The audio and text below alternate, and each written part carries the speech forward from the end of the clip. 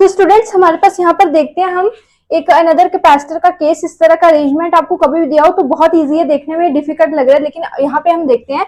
देखो यहाँ पे इस तरह से कभी भी आपको दिया कैपेसिटर अरेंजमेंट, यहाँ पे इस तरह से दो दिए हुए हैं, ये दो दिए हैं वायर के साथ और ये बीच में लगा है, ठीक है। तो अब आप यहाँ देखो, यहाँ चार्ज फ्लो करेगा, यहाँ पॉजिटिव टर्मिनल से लेट से आपको चार्ज फ्लो करेगा यहाँ पे, ठीक है।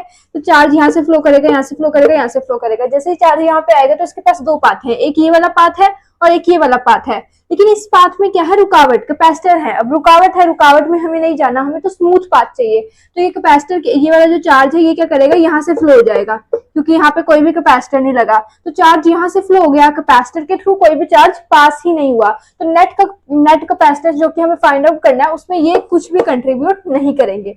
सिमिलरली यहाँ से चार्ज जाएगा यहाँ पे, तो देखो इसके पास कोई ऑप्शन नहीं है, एक ही रास्ते, तो यहाँ से तो जाना पड़ेगा। अब अगेन यहाँ पे जाएगा इस पॉइंट पे, तो दो रास्ते हैं, बस इस वाले रास्ते में कैपेसिटर है तो यहाँ पे रुकावट आ गई, तो इस वाले पाथ पे कुछ भी नहीं है, यहाँ से चला जाएगा चार्ज।